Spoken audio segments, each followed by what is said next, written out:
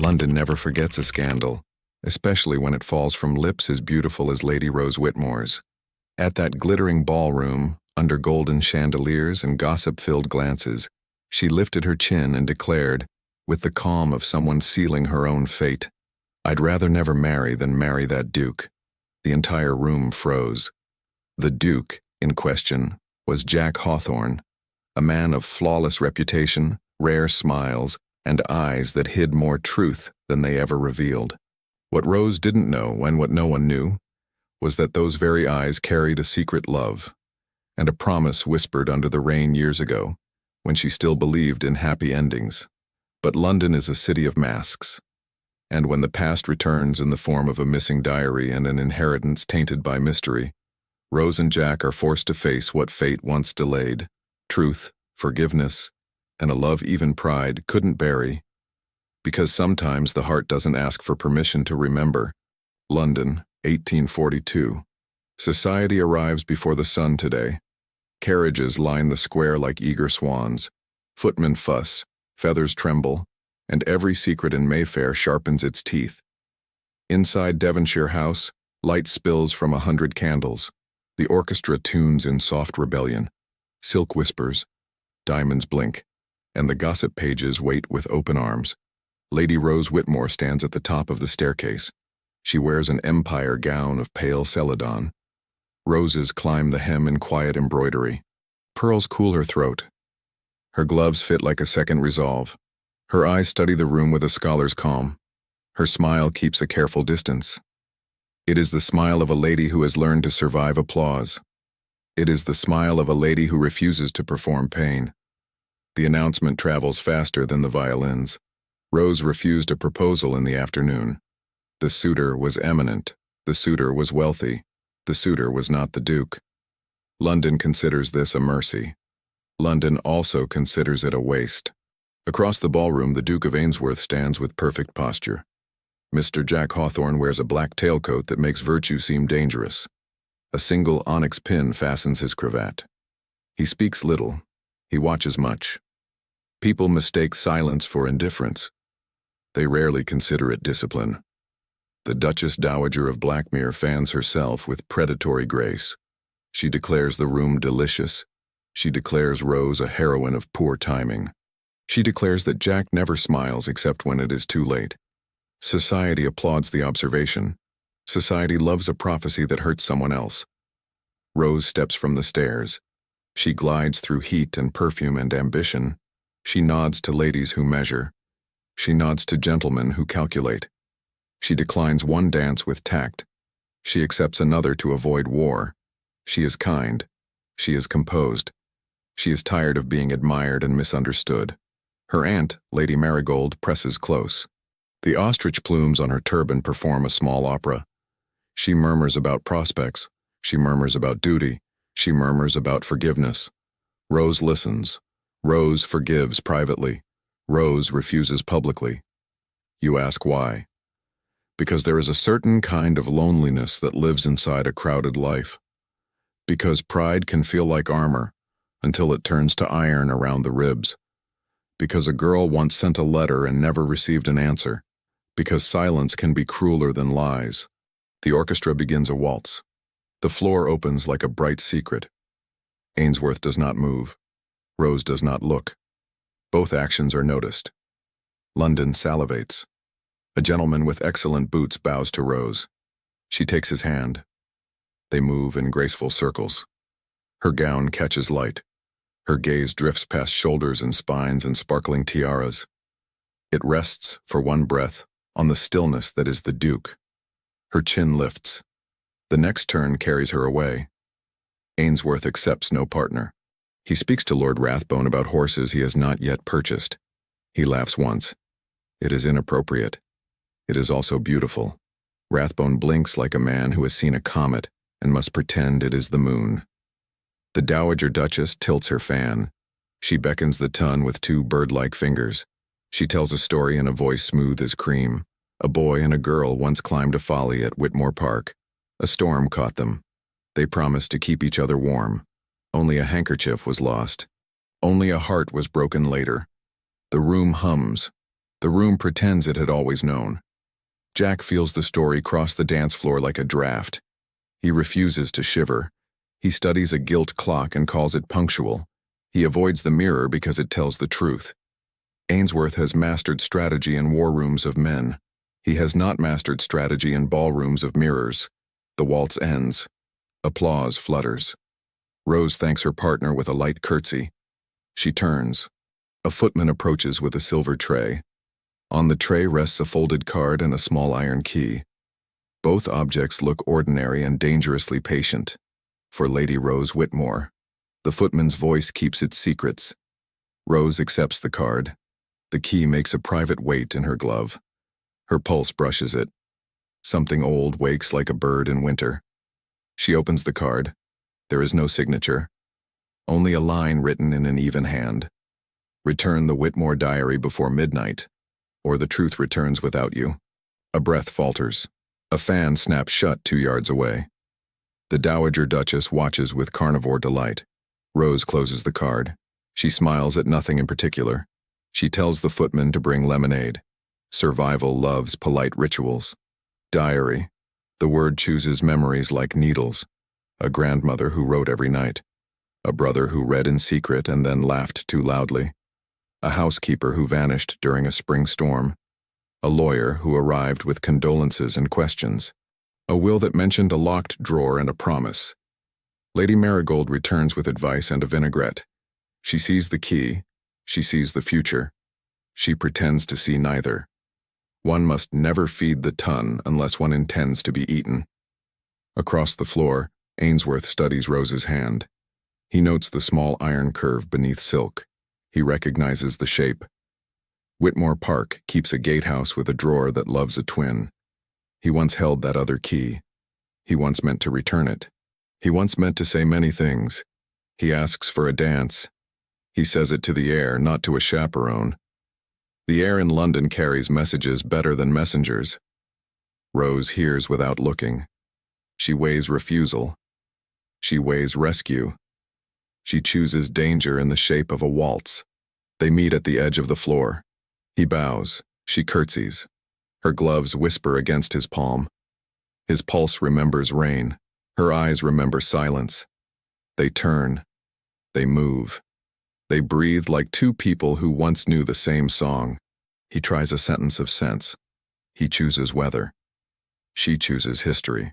Weather loses. He speaks again. He asks if she enjoys the season. She tells him that enjoyment is a hobby best practiced by those who do not read legal letters. He accepts the rebuke with grace. He files it next to his mistakes. The room burns with attention. Every spin gathers witnesses. Every step feeds a column. The Dowager Duchess smiles for posterity. Lord Rathbone eats a sugared almond as if it were evidence. Rose asks about horses. He answers with a number and a bloodline. She nods. He adds a stable fire that he put out with his coat. She almost smiles. He almost breathes. The music swells. They pass beneath a chandelier that remembers scandals. He lowers his voice. He says that he owes her an apology that may be heavy. He says he can carry it if she prefers. Her gaze sharpens. The key presses her skin like a sentence waiting for a verb. A floorboard sings near the terrace doors. A boy in livery darts past with a folded paper. A woman in cobalt silk pretends to faint near the potted palms. No one notices the gentleman in brown who traces the wall with efficient attention. He watches Rose. He watches the Duke. He does not watch the dancers. He watches the key. The waltz ends in a hush that lies about indifference. They step apart with the clean formality of people who have shared a sin in a previous life. He asks if she trusts him enough to breathe. She replies that she trusts oxygen. He looks almost amused. Hope tastes like citrus. Lady Marigold arrives with lemonade and calamity. She whispers that a messenger has called at the Whitmore townhouse. He carried no crest. He carried urgency. He left a threat that sounded like a polite suggestion. Return what belongs to the dead before the dead return. Rose places the glass on a tray. Her hand does not tremble. The glass trembles for her. She says she must step into the garden. She says she requires air. She says it in a way that does not invite company. Ainsworth follows at a correct distance. The terrace accepts them with night and roses. Rain threatens but behaves. Statues approve of nothing. He asks what the card said. She answers with a question. How many keys does Whitmore Park hide? He answers with honesty. 2. She lifts her chin like a banner. Then you know what I hold. He says yes. He says he regrets the letter that never reached her. He says the fault is his. He says the explanation is not an excuse. Her breath stirs the lace at her throat. She says explanations are for historians. She says she is busy being alive. He accepts the wound because it is earned. A shadow moves at the far end of the garden. Footsteps fade toward the side gate. A faint clink carries like a clue. The gentleman in brown has disappeared. The night keeps what it steals. Rose turns the key in her glove. The metal cools her resolve. She says the diary holds an entry written on the night of the storm. She says her grandmother hints at a name and then stops. She says the drawer requires both keys. She asks if the Duke will lend the second. She does not ask if he will lend his courage. She assumes it. Ainsworth answers without ceremony. Yes, tonight, before midnight. He says the truth is overdue. He says the truth is the only thing that might forgive him. The French doors open with a scandalous sigh. The Dowager Duchess appears like a sentence one cannot avoid. She announces that the rain has changed its mind. She announces that a new waltz has begun. She announces that Lord Rathbone has misplaced his wife. She does not announce that danger has found the terrace. She does not need to. On the stone at Rose's feet lies a small smear of red wax. It carries the impression of a hawthorn branch and a crown. It is the private seal of Ainsworth House. It is broken. The message is missing. Rose lifts her eyes to Jack. His jaw tightens. Somebody has used his seal. Somebody has sent a threat in his name. The garden contracts around the three of them. The orchestra laughs without meaning to. Society calls from the ballroom. Duty calls from the past. Midnight calls from the drawer that waits. Rose closes her fingers around the key. She chooses a path that refuses permission from fear. She steps toward the light. She says they will meet at the east gate at 11. She says secrets lose courage in the rain. He nods once. He looks like a man who has decided to become honest even if it kills him. The Dowager Duchess smiles as if she has planned a wedding and a funeral in the same hour. She offers her arm to Rose. She offers her gaze to Jack. She offers nothing to Mercy. They return to the crush of satin and rumor. A whisper walks ahead of them. It wears a name. It wears the word diary like a jewel. The chandelier flickers. A draft crawls over the back of every neck. A violin string snaps with a sound like prophecy. The gentleman in brown crosses the front hall and vanishes into the night. Under his coat, a packet rests against his ribs.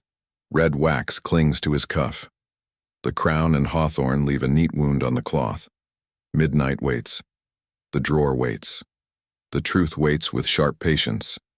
And London, generous creature that it is, prepares to feast. On scandal. On secrets. On two hearts that have delayed their courage for far too long. Who used the Duke's seal. Who stole the message meant to break Rose. What line in the Whitmore diary will force love to choose a side? The answers will not survive the night without witnesses. We shall attend. By morning, every parlor in Mayfair hums with the same question. Who left the Duchess to be with an unsigned card, a key, and a scandal blooming at her feet? The Tun thrives on suspense. It feeds on uncertainty, sips gossip for breakfast, and devours reputation for supper. And if anyone believes the night's excitement is over, they clearly underestimate both curiosity and caffeine. Lady Rose Whitmore, however, does not read the papers. She is the papers. Her name, printed in elegant italics, stands beside the Duke of Ainsworth's. Again. Her aunt, Lady Marigold, fans herself so dramatically that even the drapes look offended. Rose, my dear, your reputation is balancing on a pin. One sigh and it topples. Rose, dressed in lilac morning silk, replies without looking up from her tea. Then perhaps I shall not sigh at all. Jack Hawthorne, Duke of Ainsworth, reads the same gossip column at that very moment. He sits in his library, surrounded by mahogany, maps, and bad decisions. A single candle burns too low, a metaphor he chooses to ignore. His valet hovers by the door, unsure whether to breathe. The Duke finally speaks. "Tell me, Bennet, how many men know the seal of this house?" "Only those you trust, your grace." Jack exhales. "Then we are doomed." Ah, trust. Such a delicate perfume. Sweet when new, rancid when ignored. That evening, clouds gather like an audience. The air smells of thunder and confession. Rose arrives at the east gate wrapped in a dark green cloak, practical for rain and secrecy. Her boots crunch on gravel. Her heart refuses rhythm. The old gatehouse looms ahead, its iron hinges rusted with stories. A lantern flickers once, twice, then settles. And there, waiting as promised, stands the Duke. He holds no hat, no gloves, no excuse. Only the second key. "Punctuality," she says. "An underrated virtue," he replies. They face the gate. It groans open, tired of holding back the truth.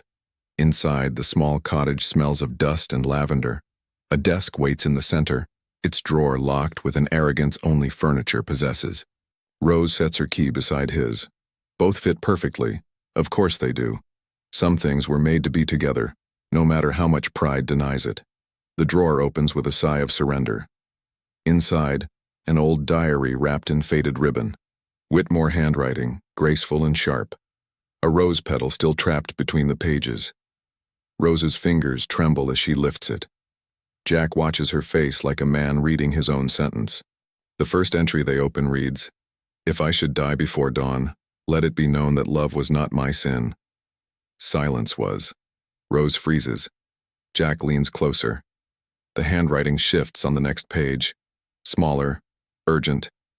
Ainsworth knows. Protect the girl. The letter must never reach him. They stare at each other. Lightning cuts across the window like punctuation. "What letter?" She whispers. "The one I never received." He answers. A pause thickens the air. "Your grandmother. She tried to warn us." Outside, thunder finally applauds. Inside, history rewrites itself. Rose sits. Her composure fractures only slightly, like porcelain hairline cracks no one admits to seeing. "All these years," she says softly, "I thought you ignored me. I thought I wasn't enough." Jack kneels beside her chair. "You were everything, Rose. I simply didn't know how to speak before it was too late." A cynical narrator might say this would be the moment for forgiveness. But forgiveness, like tea, must steep. Too quick, and it is bitter. Before more can be said, a shadow crosses the threshold. The door creaks. A gust of cold air sneaks in, carrying a scent of rain and danger. Rose clutches the diary. Jack stands. A man steps into the light. Coat brown, face forgettable, voice uninvited. "Her Grace will surrender the book," he says, "and no one will be harmed." How convenient that villains always promise what they cannot deliver. Jack moves between them. The Duke's stance speaks fluent threat. "Do you know who you're addressing?" The stranger smirks. "A man whose seal I borrowed. Nicely made, by the way." Ah, so the thief of wax speaks. The mystery deepens, and the audience, meaning us, leans closer. Rose, despite the situation, smiles faintly. Sarcasm suits her courage well. "And you expect me to hand it over because you have a good tailor?" The intruder draws a pistol. Negotiation narrows. Jack steps forward. "Leave now and I shall pretend this never happened." The man shakes his head. "Oh no, your grace. Someone paid well for the truth. I intend to deliver it." Then something unexpected. Rose throws the oil lamp. The flame leaps. The man curses. The Duke lunges. A scuffle follows, brief and inelegant. When it ends, the stranger flees into the rain, leaving smoke and a broken promise behind. Rose coughs. Jack steadies her by the shoulders. Their eyes meet in the flicker of dying firelight. For a heartbeat, London stops spinning. "You saved my life," he says. "I was saving the diary," she corrects. He smiles. "Then I am fortunate to share its company." Outside, The storm rages with enthusiasm. Inside, two hearts attempt diplomacy. The Duke examines the fallen pages. Ink smeared, wax melted, words half legible. One line survives the chaos. Meet me where the roses never bloom. Rose frowns. Roses that never bloom? Jack's brow furrows. There is only one place fitting such cruelty, the crypt at Whitmore Park. And there it is, the next scandal's invitation. Because, dear listener, when a lady and a duke agree to meet in a crypt at midnight, society will certainly follow. With questions, with suspicion, and with the kind of curiosity that could destroy them both. Rose ties the diary with its faded ribbon once more. Her hand shakes, but her gaze does not. Tomorrow night, she says. Tomorrow, he agrees. He bows, lower than necessary. She curtsies, lower than expected. The rain pauses just long enough for the world to hold its breath. Somewhere in the distance, the thief watches from beneath a willow, soaked and smiling. He hums an old tune about secrets and fools, and in his pocket, another folded card waits, bearing a new message and a familiar seal. Midnight approaches again. The truth grows impatient, and London prepares its quills for the next chapter. What lies buried beneath Whitmore Park? Who paid for the Duke's betrayal? And what precisely is written in the page torn from the diary? One might wish to look away, but we, ever devoted to scandal, never do. If one were to ask London where it stores its secrets, society would name its cellars. But in truth, they rest beneath the Whitmore estate. Silent, cold, and far too patient. The night arrives dressed in morning clouds. Carriages avoid the lane. Even the owls keep their distance. After all, some gossip is too dark even for wings. Lady Rose Whitmore steps out of her coach. A cloak of charcoal velvet shields her from the drizzle, though not from nerves. Her boots sink into wet earth. Behind her, the Duke of Ainsworth appears, tall and deliberate, carrying a lantern that glows like defiance. He bows slightly. Are you sure about this, Rose? She lifts her chin. I've spent years being sure of the wrong things, Your Grace. Tonight I'd rather be afraid for the right reason. The narrator, that would be me, finds bravery most inconveniently beautiful. They walk side by side toward the old crypt. Vines climb its stone walls like ancient signatures. The door stands ajar, as if expecting them. From within comes the scent of damp stone, forgotten prayers, and faint lavender, the perfume of ghosts. Rose inhales softly. This was my grandmother's favorite flower. Jack glances at her. Perhaps she still lingers to ensure we read her truth. Inside, the air presses close. Candlelight shivers against marble. The Duke places the lantern on a carved pedestal. Dust dances in its glow. In the center rests an iron chest, the twin to the drawer they opened the night before. Upon it lies a single rose, blackened by time, impossibly intact. Jack brushes away the dust. A name reveals itself, engraved in silver. Eliza Whitmore, beloved mother, keeper of promises. Below the name, a small lock awaits. Rose reaches for the key she carries at her neck. It fits. Of course it does. Fate has excellent craftsmanship. The lid creaks open. Inside, more pages. Loose letters. A sealed envelope bearing a wax impression of a hawthorn branch and crown. His seal. Rose's heart stumbles. Jack. He stares. I never wrote this. The seal is flawless, the color identical. Someone forged his authority long before the ball. She breaks it open. The letter within smells faintly of smoke and betrayal. The handwriting is elegant, feminine. To the Duke of Ainsworth. The Whitmore fortune hides more than jewels. If you desire the truth, come alone to the chapel. Midnight. Tell no one, especially her. The letter is dated the night of her grandmother's death. A gasp escapes Rose. She called you. You never came. He looks stricken. I never received it. Then who did? Thunder rolls, as if volunteering. From the far end of the crypt, a soft echo of footsteps. Rose freezes. Jack sets the lantern down and steps forward, the picture of calm menace. Show yourself. A voice answers, polite and venomous. I'd rather not. Secrets prefer dim light. Out from the shadows steps Lord Rathbone, yes, the same man who once compared gossip to dessert. How fitting that he is now the main course. Rathbone, Jack says low. Explain yourself. Oh, must I? I thought the clues were quite eloquent. He circles the crypt, hands clasped behind his back. I found your grandmother's letters, Lady Rose. She was fond of honesty, a trait I have learned to exploit. Rose's voice sharpens. You forged the seal. Technically, I perfected it. Your Duke's signature of wax opens many doors. Jack's temper flickers. Why? Rathbone smiles with the serenity of a serpent. Because the Whitmore estate hides something worth more than affection or apology. Gold, dear friends, and something else. A confession signed by a Whitmore and sealed by a Hawthorne. Your bloodlines entwined in ways society would faint at.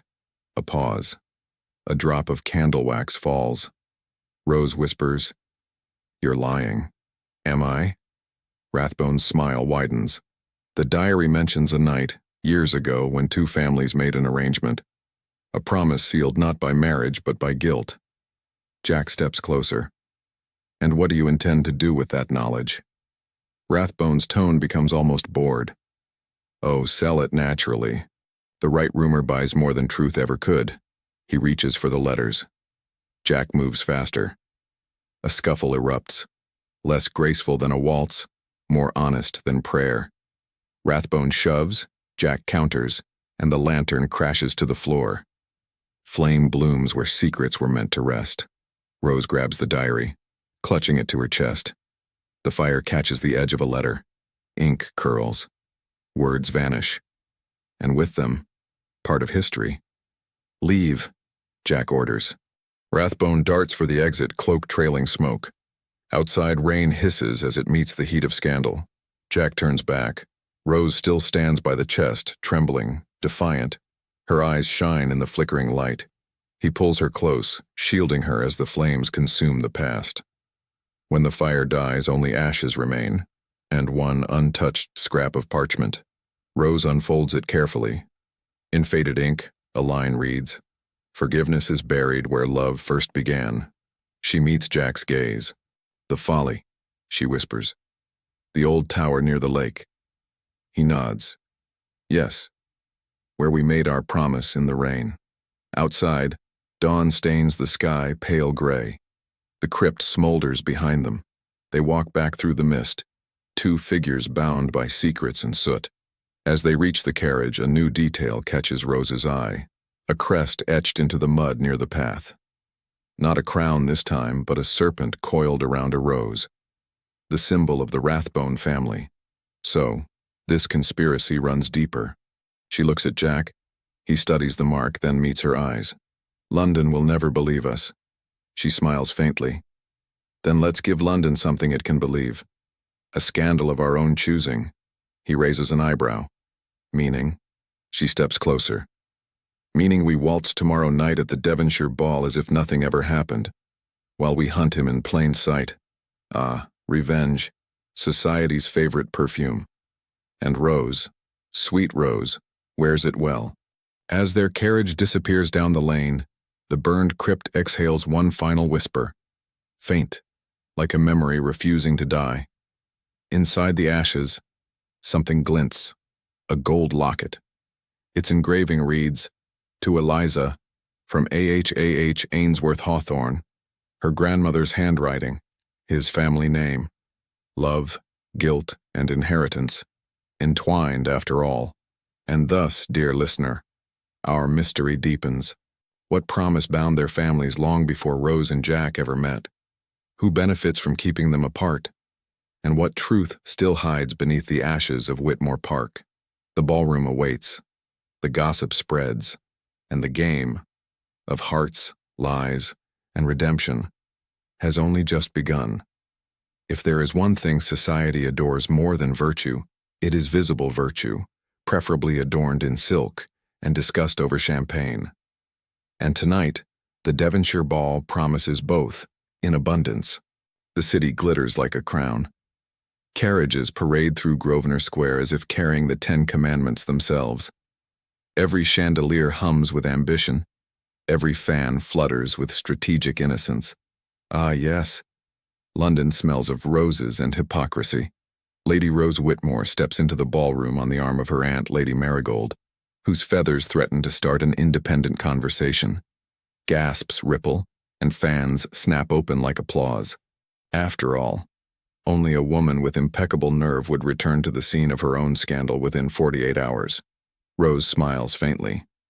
She has learned that grace, when sharpened properly, cuts deeper than anger. Her gown is ivory with silver embroidery, modest in theory, ruinous in effect. The diamonds at her ears once belonged to her grandmother, poetic, considering the night's mission. Some jewels are heirlooms, others are confessions. Across the room, the Duke of Ainsworth arrives. His black tailcoat is immaculate, his expression unreadable. He walks like a man accustomed to attention but bored of earning it. The crowd parts for him as if manners were magnetic. "Your Grace," whispers Lady Marigold. "You look dangerously composed." Jack inclines his head. "I practiced in front of the mirror until even I believed it." Their eyes meet across the floor. No smile. No nod. Only that electric pause where pride and memory exchange daggers. The orchestra begins a waltz. And because the universe has a twisted sense of humor, it is their waltz, the same melody that once filled a rainy afternoon at Whitmore Park. Lady Marigold claps her hands. "Dance, for heaven's sake. If London must talk, let it have rhythm." Jack crosses the floor with military precision. He bows. Lady Rose. Her curtsy is perfection, her voice smooth. "Your Grace." They move into step. Her gown sweeps like moonlight. His hand rests lightly at her waist. The touch formal enough for gossip columns, intimate enough for ghosts. "Are you ready?" he murmurs. "For the dance or the deception? Both require stamina." "Then lead, Duke. You're better at pretending." He almost laughs. Almost. As they circle the room, the ton whispers like wind through reeds. The Duke and Lady Whitmore, reconciled, engaged, or plotting something deliciously improper. By midnight, every version will exist. By morning, none will be true. Their plan is simple. Draw Rathbone out. He thrives on attention, deny him secrecy, and he panics. Some men are undone by envy, others by their reflection. The Duke lowers his voice. Rathbone watches from the balcony. "Let him," she says. "He'll think we're distracted." Her smile dazzles. Her eyes do not. They dance closer than etiquette allows. A whisper of heat. A pulse of memory. The music swells, and with it something far more dangerous than scandal. Forgiveness trying to breathe. But forgiveness, as we've established, is fragile. Easily startled. "Do you regret it?" she asks quietly. "What?" "The silence. The letter you never read. The years between." He looks down at her, every word tasting of pride and longing. "I regret assuming time would wait for courage." Ah, dear listeners, few things charm a woman like honesty dressed as ruin. Before Rose can reply, a servant slips through the crowd, tray trembling under the weight of a single folded note. For Lady Whitmore. The paper bears no seal, only the faint scent of wax and smoke. She opens it discreetly. The locket was never hers. It was yours. Her blood turns to frost. Jack notices immediately. "What is it?" She folds the note. Another riddle. From Rathbone? Or from someone worse? The waltz ends. Applause rises. Society smiles as if it invented happiness. Jack offers his arm. "Walk with me." "To where?" "Somewhere gossip cannot breathe." They slip through the terrace doors into cool night air. The gardens hum with cicadas and conspiracies. Lanterns sway in the breeze, casting gold shadows across marble statues. Rose holds out the note. He reads it once, twice, then looks up, startled. "Yours? What does that mean?" She shakes her head. "My grandmother's locket, the one found in the crypt." It said, "To Eliza, from A.H." He frowns. "My initials." "Exactly." For a long moment neither speaks. The world narrows to candlelight, rain-slick leaves, and the terrifying possibility that everything they knew about their families was wrong.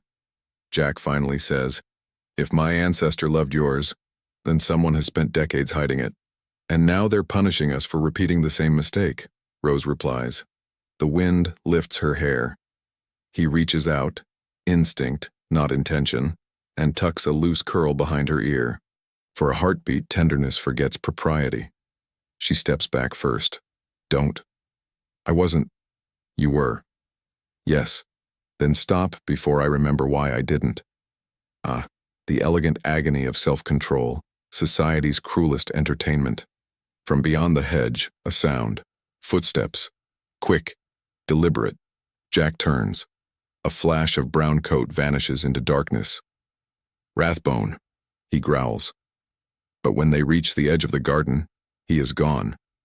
In his place, another envelope pinned to the gate. The wax seal. Serpent around a rose. Rose opens it. Inside a single playing card. The Queen of Hearts. On its back, written in ink, meet me where forgiveness is buried. Bring him. The Folly. The tower by the lake. The very place mentioned in the diary. Rose's pulse quickens. Jack's jaw tightens. So the trap is set. And both of them are invited. She folds the card and meets his eyes. If we go, we risk everything. If we don't, he'll destroy everyone. Then we go. Together? Her smile tilts. Don't flatter yourself, Your Grace. I just need someone to hold the lantern. They return inside. Faces turn. The whispers begin anew. The Duke and Lady Whitmore, out in the garden, alone. Scandal ripens like summer fruit. Perfect. Exactly what they wanted. As the final waltz begins, Lady Marigold sighs dreamily to a nearby countess. They do look rather in love, don't they? The countess fans herself. My dear, that's not love. That's strategy wearing diamonds. Ah, but the line between the two is thinner than lace. Somewhere in the quiet shadows of the Devonshire gardens, a serpent watches the ballroom lights flicker. He smiles. Slow, deliberate, certain. Tomorrow at midnight, the lake will remember what London forgot. Love, betrayal, bloodlines. And perhaps, one final dance that no one will survive unchanged. Midnight. The hour London sleeps and secrets rise to stretch their limbs. Mist curls over the lake like silk. Moonlight glints off the surface, quiet and deceitful. The old Folly stands at the far edge, a lonely tower built for beauty, and now haunted by memory. It leans slightly, like all things that have loved too long. Lady Rose Whitmore arrives wrapped in courage and wool. The lantern in her hand wavers, more honest than her voice. She glances behind her. The Duke of Ainsworth emerges from the fog, tall, severe, his expression carved between regret and resolve. He bows slightly.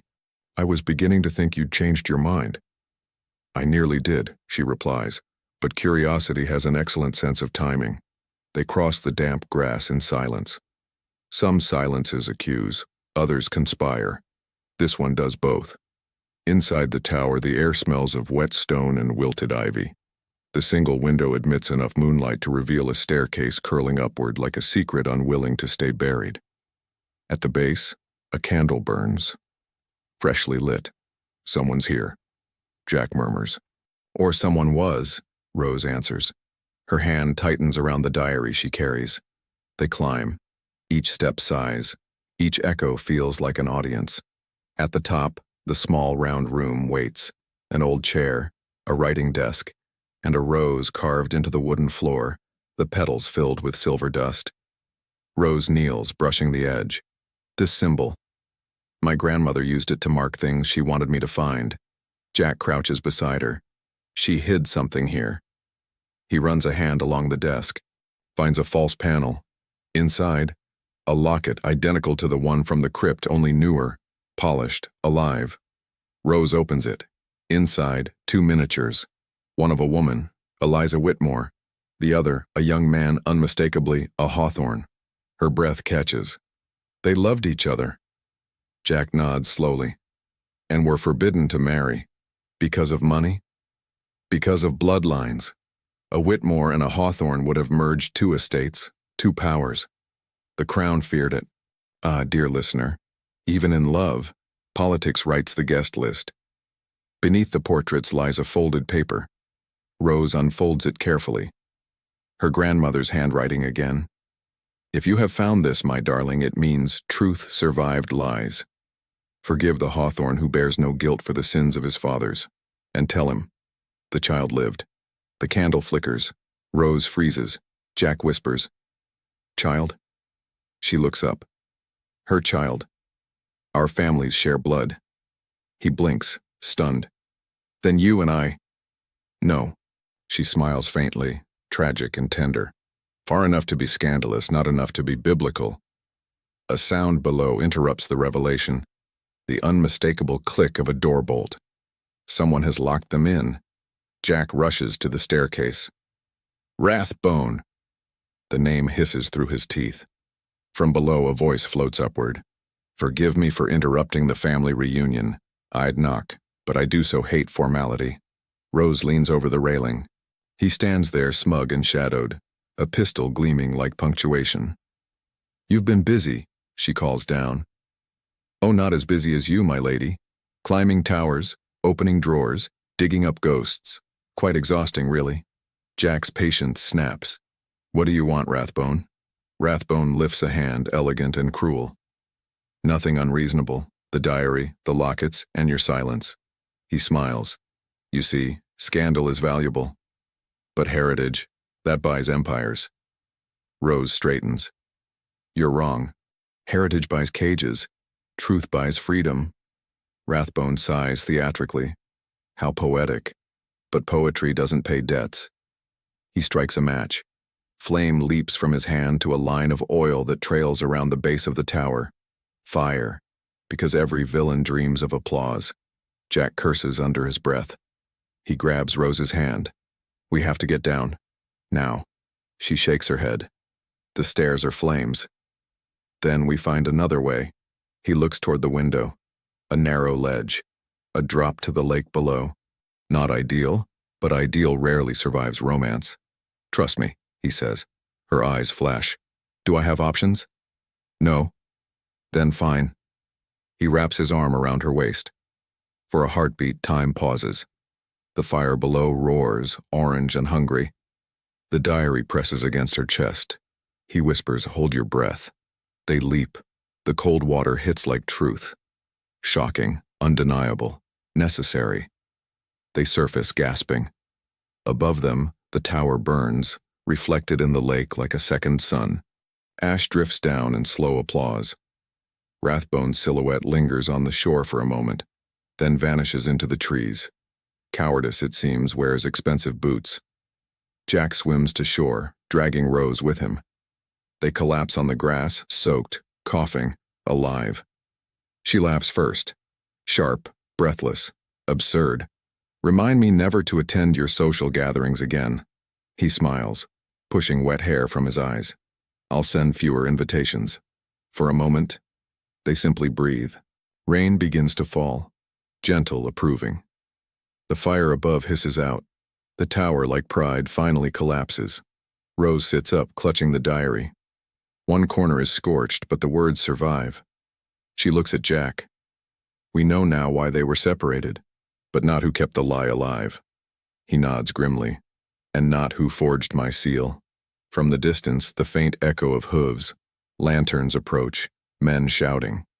Jack stands, helping her up. London's coming to collect its gossip. Then let's give them none. They disappear into the woods, leaving behind flames, proof, and legend. By morning, the papers will tell a dozen stories. That the Duke eloped, that Lady Rose vanished, that Whitmore Park burned by divine punishment. All of them wrong. All of them true in spirit. Because truth, as ever, prefers disguise. As dawn bleeds over the lake, Rose looks at Jack. What now? He meets her gaze, steady, certain. Now we find who started this and why my family's crest was carved beneath your grandmother's tomb. She exhales. So we keep dancing? He smiles faintly. Until the music ends. Ah, my dearest listeners, the scandal deepens, the hearts soften, and the truth, oh, the truth, grows impatient to be heard. For love may drown and burn, but it never stays buried. And London? London sharpens its quills once again. By dawn, the city hums like a hive. The Tun has already devoured the night's gossip. A tower in ruins, a duke missing, a lady presumed scandalous. Society is merciful only when bored, and today it is ravenous. At Whitmore House, Lady Marigold nearly faints upon hearing her niece is lost to the night with a man, a diary, and questionable judgment. Servants whisper, parlor doors flutter, and teacups tremble under the weight of speculation. But Rose Whitmore is not missing. She is very much alive, soaked, sore, and walking through the morning fog beside the Duke of Ainsworth, both wrapped in stolen stable cloaks that smell of hay and defiance. Jack glances at her. You're quiet. I'm calculating how many lives I'll ruin if I tell the truth. He smirks. I'd wager 3. 4, if we count my mother. She almost smiles. Then perhaps I'll tell half. They reach the back gate of his London residence. Servants stare, wide-eyed at the sight of nobility dressed like fugitives. Jack waves them away with royal boredom. Not a word, he warns. This morning never happened, which of course guarantees it will be discussed until Christmas. Inside, his study glows with restrained wealth, dark wood, leather-bound books, and a portrait of some ancestor scowling in moral superiority. Rose stands by the fireplace, still clutching the diary. Steam rises from her hair. She looks like vengeance painted in watercolor. Jack kneels by the hearth, coaxing the embers back to life. Flames answer, soft and golden. Sit, he says gently. You'll freeze. She shakes her head. I've spent years frozen. I'd rather burn. Ah, passion. Society condemns it in women and writes sonnets about it in men. He turns toward her, something fragile in his gaze. Rose. What we found last night. The child, the seal, the letter. It changes everything. It changes nothing, she counters. We're still puppets of the same story, just with older strings. She opens the diary again, fingers trembling as she turns to the charred pages. Ink bleeds into ash, but a few sentences remain legible. She reads aloud. They say truth is the flame that purifies. But I have learned, it burns what it must before it saves. A folded sheet slips from between the pages and falls to the floor. Jack picks it up. It's brittle, faintly singed, addressed in her grandmother's hand, to the one who carries my name and my stubbornness. Rose's throat tightens. She unfolds it slowly. My darling Rose. If you are reading this, then danger walks in charm's clothing. The Whitmore secret is not gold nor guilt, but mercy. Years ago, I spared a life I should not have, and the man I spared built his power on that silence. He will destroy our family to protect it. Trust only the man who risks his name for you. He will come with the crest of a hawthorn and the scent of rain. They look at each other. Rain. The storm the night before. Hawthorn. His name. Your grandmother was warning you about me, Jack says softly. Rose stares at him. No. She was warning me to trust you. He blinks, caught off guard by faith he hasn't earned. Before he can answer, the door bursts open. A footman stumbles in, pale and breathless. Your Grace, Lord Rathbone is here. Jack stands. Here? Yes, sir, with constables. Rose's eyes widen. He's turning the story against us. Jack's voice hardens. Let him try. The library doors swing open again, and Rathbone enters, immaculate as sin. 2 officers trail behind him, wearing expressions of bureaucratic apology. Your Grace, Rathbone begins. I regret to inform you that a warrant has been issued for the investigation of last night's accident. Rose steps forward. Accident? You mean arson and attempted murder. He bows with poisonous charm. Words, my lady. Such heavy things to throw before breakfast. Jack crosses his arms. You burned the tower. Why come here? Rathbone smiles. To finish what you started. You see, the law believes the Duke of Ainsworth and Lady Whitmore conspired to destroy evidence of financial fraud within the Whitmore estate. A tidy narrative, very believable. Rose's heart pounds. You forged the documents. Oh, Lady Rose, you should be flattered. Your handwriting is impeccable. One of the constables clears his throat. Your Grace, if you'd come with us. Jack doesn't move. He looks at Rose, eyes calm as strategy. Fetch my ledger from the safe behind the portrait. She hesitates only a second. The constables protest. Rathbone steps forward. Jack turns, slow and lethal. Touch her, and you'll lose that hand before your next syllable. Rose pulls the heavy book from the hidden compartment. Jack opens it to a page marked with red ink. Receipts, signatures, seals. Proof of Rathbone's embezzlement from the Royal Charity Fund, signed under the false Ainsworth seal. Rathbone's smile falters. That doesn't exist. Evidently it does. Jack hands the ledger to the constables. Gentlemen, I suggest you check the handwriting. One officer scans the pages, frowns deeply, and nods to his partner. Lord Rathbone, you'll come with us. For a moment, the ballroom darling of London looks human, terrified, small, defeated. He glares at Rose. You think this ends with paper? You've no idea how deep this runs. Rose tilts her head. Then perhaps you'll have time to explain it in prison. The door closes behind him. The house exhales. For the first time in weeks, silence is not hostile. Jack sinks into a chair. Rose watches the constable's carriage disappear through the fog. Then she turns back to him. You planned that? He shrugs. I learned from you. Never face the ton without a plot twist. She laughs softly, tired, genuine. I should hate you. I rather prefer that you don't. A pause. Long enough for something unsaid to grow roots. He stands, steps closer. Water drips from her hair to the rug. His hand hesitates near her cheek, then falls away. Rose, I don't deserve your trust. She meets his eyes. Then earn it. Ah, redemption. That rarest of fashions, always in need of alteration. Outside, bells toll noon. The city moves on, ignorant that it nearly lost two of its best liars to the flames. But beneath the calm, a new threat stirs. In the ashes of Whitmore Park, a rider sifts through the ruins. He finds a shard of gold, the edge of a third locket, identical to the first two. Inside it, an unfamiliar miniature. A man's face. Smiling, wearing the serpent crest. So the game isn't over. It's simply moved to a grander stage. As Rose closes the diary, she whispers to herself, forgiveness is buried where love began, and we're only halfway to finding it. And somewhere in London's glittering heart, destiny smiles, wicked, patient, and ready for the next scandal.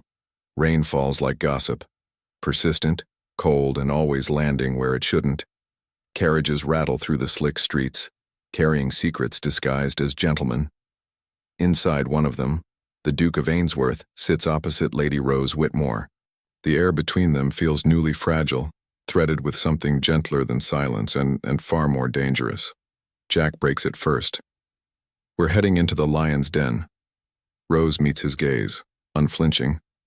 Then let's hope the lion's too busy roaring to notice who took his teeth. Their destination, Whitehall. More precisely, the Ministry of Trade and Treasury Affairs, a labyrinth of power, perfume, and polite corruption. It is here that Rathbone's allies sit, men who sign laws with one hand and secrets with the other. The carriage stops before a grand limestone building draped in fog. Jack offers his hand to help her down. She ignores it, stepping into the puddle with regal defiance. He sighs, half fond, half resigned. You do realize you terrify half of London? Good, she says. It'll make the other half easier to manage. Inside, Whitehall glows with wax and suspicion. Clerks scurry, papers whisper, and portraits of grim men stare down like accomplices. Jack's contact, Sir Edmund Klein, Under-Secretary of Trade, greets them with false warmth. My dear Duke, Lady Whitmore, what an unexpected pleasure. I heard rumors of your demise. Delightful to see them exaggerated. Rose smiles sweetly. Not nearly exaggerated enough, I'm afraid. Ah, politeness, that most elegant form of warfare. Klein gestures toward his office. Walls lined with ledgers. Fireplace too hot for comfort. A portrait of the late Queen presiding with judgmental serenity. Jack wastes no time. We have evidence that Rathbone manipulated Crown funds using my seal, but he had help. Klein folds his hands. Alarming indeed. Yet you understand, Your Grace, such accusations require proof. Rose steps forward, sliding the Whitmore diary onto his desk. Then let's start with handwriting, forged contracts, and a list of payments signed by your deputy. Klein's smile fractures. I beg your pardon? Oh, you heard me. Her voice is silk wrapped around steel. You approved Rathbone's transfers through a dormant trust in your name. Either you are profoundly careless or conveniently corrupt. He stands abruptly. Be careful, Lady Whitmore, you tread close to treason. She meets his glare. Then let's fall together. The Duke places a calming hand on her arm, both to steady her and himself. Enough, he says. We didn't come to threaten. We came to negotiate. Klein hesitates, then sinks back into his chair. Negotiate what? Your freedom, Jack says evenly, in exchange for every document proving Rathbone acted under your instruction. The man studies them. Behind his spectacles, greed flickers with fear. He nods slowly. I'll need time. You have an hour. Rose adds softly. After that, I start dictating letters to the Times. Ah, the sound of power redistributing itself. Subtle as thunder in lace gloves. When they leave the office, the corridor feels too bright. Jack exhales. You realize you just blackmailed the Crown's accountant. She adjusts her gloves. Good. Perhaps he'll spend better next time. They step into the courtyard. The rain has softened to a whisper. For a moment, they're just two souls standing beneath gray London sky, bound by danger and something dangerously like tenderness. Jack studies her face. Pale. Fierce. Alive. I meant what I said last night. He murmurs. You've no reason to trust me. Rose tilts her head. Then give me one. He hesitates, then reaches into his coat and draws out a small bundle wrapped in velvet. Inside, the locket from the tower. He opens it. This time, a new slip of paper lies folded behind the miniatures. Rose frowns. That wasn't there before. I found it this morning hidden under the frame, he says quietly. She unfolds it. The handwriting is her grandmother's again. To the man she will love. Protect her not with pride but with truth. The serpent was never your enemy. It was your brother. Her eyes widen. Brother? Jack's pulse quickens. My family's line. My father had no brothers. Then perhaps not by blood, she whispers. Perhaps by secret. Before either can react, a shout erupts behind them. A guard runs across the courtyard, panic bright in his voice. Fire in the undersecretary's office. The documents. They're gone. Jack and Rose turn back toward the building. Smoke curls from an upper window. The same fate that claimed the tower now consumes the proof. Someone, somewhere, is always one step ahead. Jack grabs her hand. Go! They rush to the carriage as bells ring and chaos spreads through Whitehall. As the horses gallop into the street, Rose looks back. The fire paints the fog crimson. In the window, for the briefest second, she sees a silhouette. Tall, slender, familiar. Not Rathbone. Someone else. Someone watching. She whispers, The serpent. Jack nods grimly. He's not dead. They ride in silence, the city blurring past. Rain washes soot from their faces, but not the truth from their eyes. At last, Jack speaks. If Rathbone was merely a pawn, then the real player just made his move, she finishes. Ah, dear listeners, we return once more to that delightful intersection of chaos and confession, where danger sharpens desire, and secrets court redemption. For in the great game of London's heart, love and treachery waltz to the same rhythm, and as our Duke and Lady vanish into the rain, one question remains. Who is the serpent's brother, and how long can love survive when the truth burns everything it touches?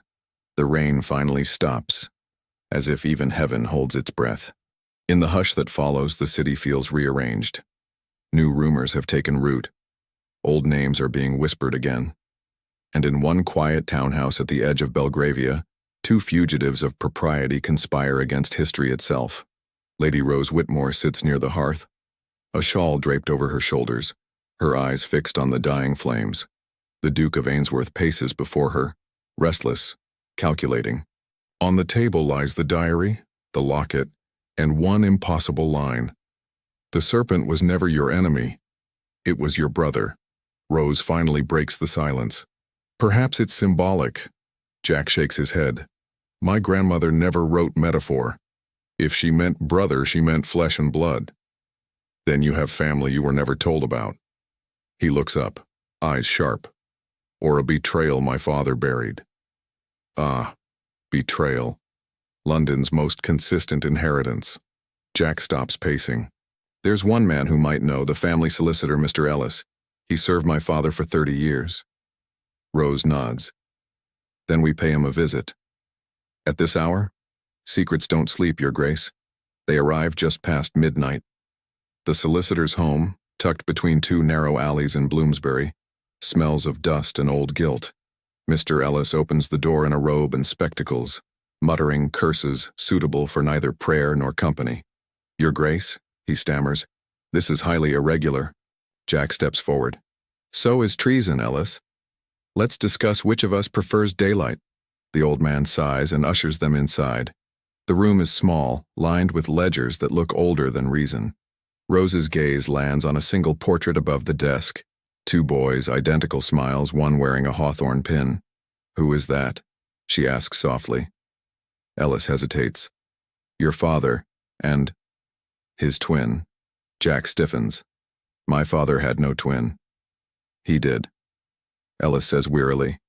Andrew and Alaric Hawthorne. Born minutes apart. The crown recognized only one heir. The other was sent away. Where? To protect the name. He was given another. Rathbone. Rose's breath catches.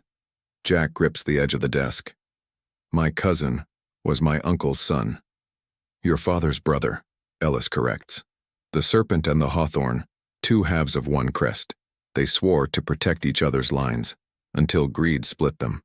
Ah, how poetic. Even blood chooses sides when fortune intervenes. Jack's voice hardens.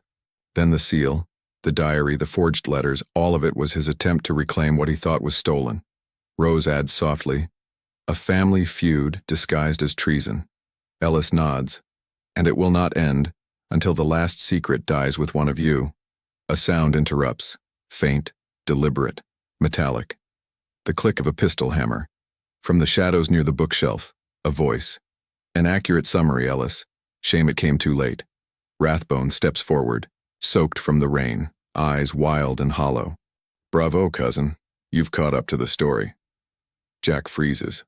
Rose rises slowly. You should be in prison. He smirks. Oh, I was, for an hour. Money opens doors faster than guilt. He levels the pistol at Jack. This was never about titles. It was about truth. They erased my father. I was meant to be a duke. I was meant to have everything. Jack's voice stays calm. And yet you have nothing. Not even honor. Rathbone sneers. Honor doesn't buy redemption. A sudden motion. A crash of thunder outside, and the pistol fires. Rose flinches. The shot misses Jack by inches, embedding itself in the desk. Jack lunges forward. The men struggle. The gun falls. Rose snatches the diary, slamming it against Rathbone's arm with surprising strength. Ellis gasps and collapses behind the desk, clutching his chest. Jack pins Rathbone against the wall. Enough! Rathbone laughs, bitter, breathless. You think you've won? Look around, cousin. London adores tragedy. It will paint you as the villain and her as the fallen angel. He spits blood and defiance. You'll both lose everything before dawn. Rose steps closer. Perhaps. But at least we'll lose it honestly. Rathbone's eyes soften, just for a moment. Recognition, regret, or madness. No one could tell. He shoves Jack back and bolts through the window, glass shattering into the street. By the time they reach the sill, he's gone into the fog. Jack turns to Ellis, who lies pale but breathing. The old man's trembling hand points to a drawer. Inside, more letters. The Crown's ledger. Proof. Save her name. Jack opens it. Documents spill out. Contracts, seals, correspondence between ministries. Enough to ruin half of Parliament. Rose kneels beside Ellis. Rest now. You've done enough. He smiles faintly. Tell London the truth, child. It owes you one. He dies before dawn. The streets outside remain quiet. No one witnesses the two figures leaving the house, a duke carrying a satchel of sins and a lady who has learned that power and innocence rarely coexist. They walk toward the waiting carriage. Rose asks softly, "What now?" Jack looks down at the diary in her hands. We finish it. How? By showing the world what it tried to forget. As the first light of morning touches London's rooftops, a single newspaper press begins to roll, fed by an anonymous submission sealed in wax with a hawthorn crest. Inside, letters expose corruption, fraud, and betrayal stretching from Whitmore Park to the Crown itself. London will awaken to scandal, but for once a necessary one. And somewhere in the mist, Lord Rathbone watches from afar, his coat torn, his hand bleeding. He smiles thinly. If truth burns everything, he mutters, then let it start with them. Ah, my dearest listeners, the board is nearly cleared, the players revealed, and the stakes raised beyond reputation. What remains now is not merely love or redemption, but survival. For when dawn exposes what night protected, even a duke must decide whether his heart or his honor is worth more. Morning breaks with the sound of chaos disguised as celebration. Every paperboy in the city shouts the same headline, "The Whitmore Affair. Corruption at Whitehall exposed. Duke of Ainsworth and Lady Rose, Whitmore clear their names." But at what cost? Ah, yes, the press, that most enthusiastic of executioners. In the gilded halls of Westminster, the aristocracy gathers like moths around a scandal. Men in powdered wigs whisper about betrayal. Women in pearls pretend to faint with indignation, while memorizing every detail for their next tea party. At the center of the storm stands Jack Hawthorne, Duke of Ainsworth. Beside him, uninvited but unshaken, is Lady Rose Whitmore, whose calm composure offends nearly everyone who ever gossiped about her. The Prime Minister himself presides over the hearing, though it resembles theater more than justice. "Your Grace," he begins, his tone dripping with politeness and poison. "You stand accused of using your position to conceal crimes against the Crown. What say you?" Jack's answer is simple. "I say the truth burns, but only liars fear the fire." Murmurs ripple through the chamber. Rose stands taller. The Duke speaks the truth. It was Lord Rathbone who forged documents and embezzled funds, aided by corrupt officials within this very building. And if London doubts us, she places the diary on the table with quiet finality. Then let London read. A collective gasp. Every noblewoman leans closer. Every man pretends not to. The Prime Minister frowns. "A family diary? You call that evidence?" Rose smiles. "I call it history." Jack steps forward. He opens the locket and places it beside the diary. Two families torn apart by ambition. One man who chose silence, another who chose revenge, and one woman, my grandmother, who recorded every sin so the future might choose better. The Prime Minister scowls. "Even if what you claim is true, Lord Rathbone has vanished. Without him, your words are wind." Rose lifts her chin. "Then let the wind speak." She nods toward the back of the chamber. Doors swing open. Every head turns. Rathbone enters, disheveled, pale, and escorted by constables. He limps slightly, his arm bandaged, his pride worse for wear. The crowd gasps as if scandal itself has come to life. "Lord Rathbone," the Prime Minister says, barely hiding delight. "You arrive most conveniently." Rathbone smirks faintly. "Convenience is my specialty." He looks at Jack, then Rose. For a heartbeat, no one breathes.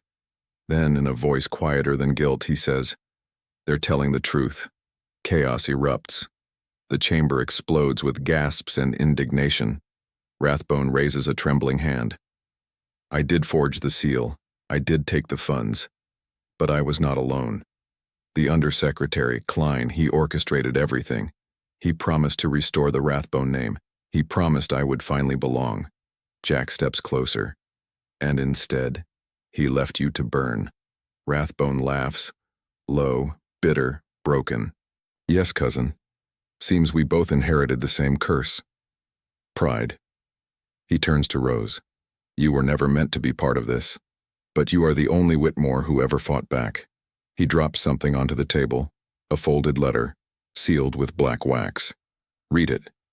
It will finish the story. The constables lead him away as whispers chase him through the hall. Rose picks up the letter, breaks the seal, and unfolds the parchment. To whoever survives this scandal long enough to care, the Crown ordered the union between the Whitmores and Hawthorns dissolved a generation ago. They feared what two powerful families united could reveal. Eliza Whitmore and Alaric Hawthorne defied them. They had a child in secret. That child's line was erased from record. His descendants became Rathbones. Rose's voice falters. Jack takes her hand. Then you and I... She shakes her head quickly. Distant enough not to matter. Close enough to make it poetic. Ah, the agony of fate, when romance and tragedy share a surname. The Prime Minister clears his throat. This is unprecedented. Rose meets his gaze. So was honesty. Perhaps it's time London tried it. The chamber falls silent. Then slowly applause begins.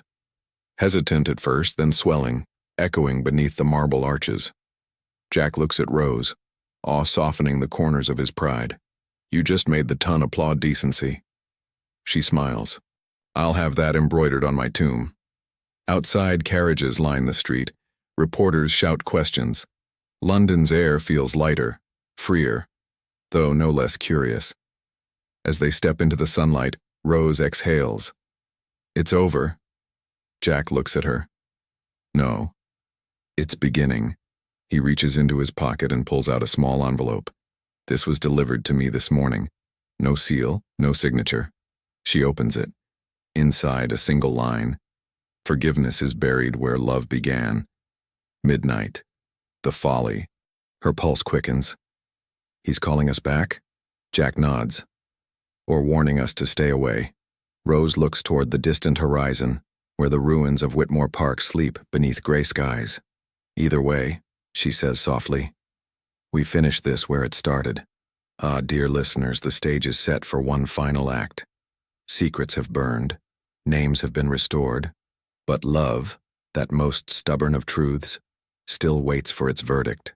Tomorrow, at midnight, hearts and history will share the same witness. And whether the ending is redemption or ruin, London will not look away. Whitmore Park, 1842. Midnight again. The final hour of the final scandal. The lake lies still as glass, the moon fractured upon its surface like a broken promise. The ruins of the old tower, their tower, rise from the mist, its stones blackened by the fire that tried and failed to erase them. Two carriages stand at a distance. One belonging to the Duke of Ainsworth, the other, unmarked, anonymous, dangerous. Lady Rose Whitmore steps out first. She wears mourning black trimmed with silver thread, a gown that swallows moonlight and returns it as quiet defiance. In her gloved hand, the diary. In her eyes, the ache of endings.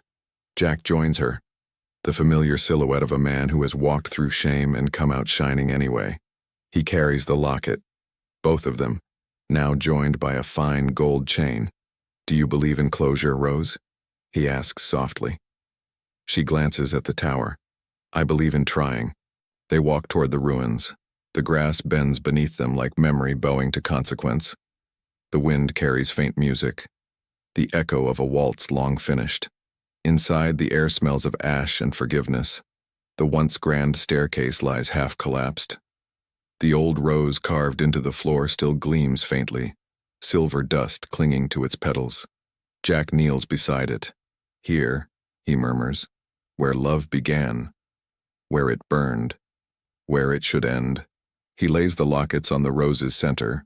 The gold catches the moonlight, trembling as if alive. Rose places the diary beside them. For a moment, neither speaks. The silence feels sacred, the kind born not from fear, but from understanding. Then, a voice from the shadows. You came. They turn.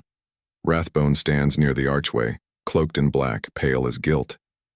He looks thinner, older, like a man who finally saw his own reflection and hated what looked back. Why?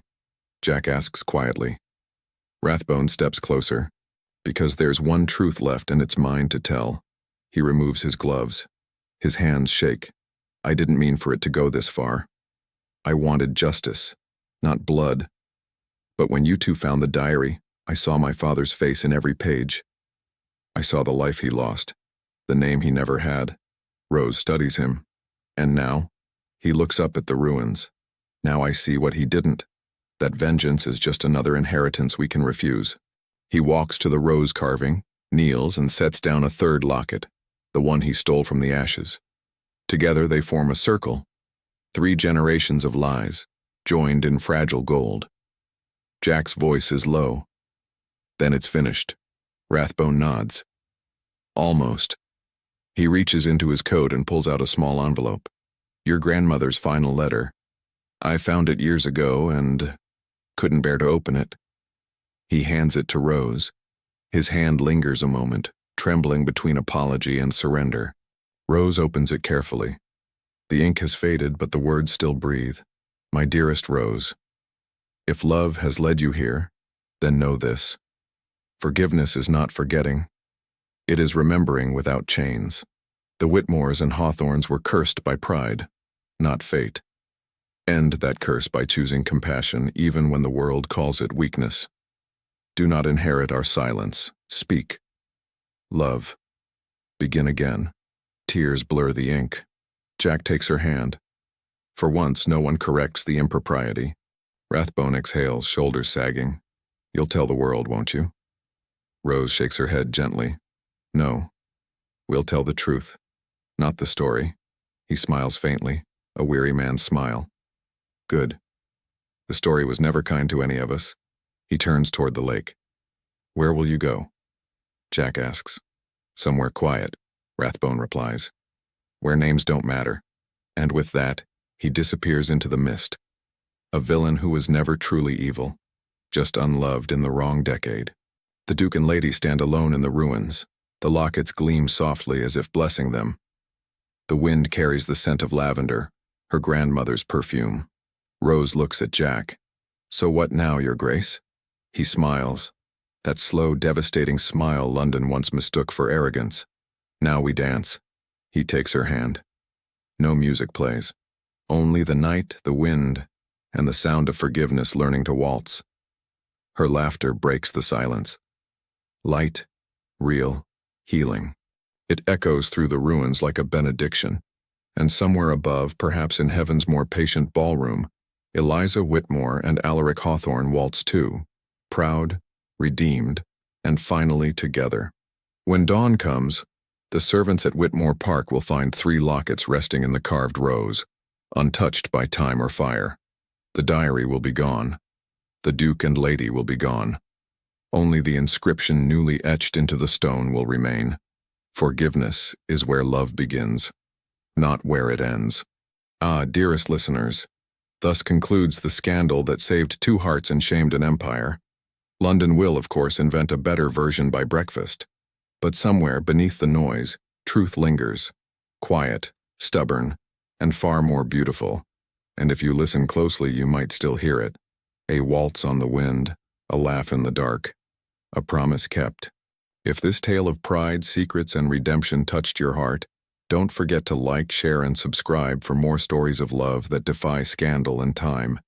And so, dear hearts of London, and beyond, we close the diary on a tale that began with pride and ended with grace. A duchess who chose truth over comfort. A duke who learned that love requires courage, not perfection.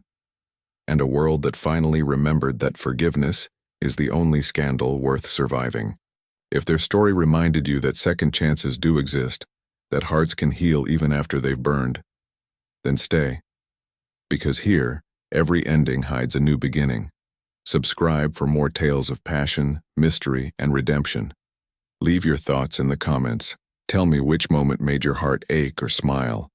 And share this story with someone who still believes in the kind of love that London whispers about but never forgets. Until our next waltz beneath the chandeliers of rumor and hope, stay kind, stay curious, and never stop believing that love, no matter how scandalous, always finds its way home.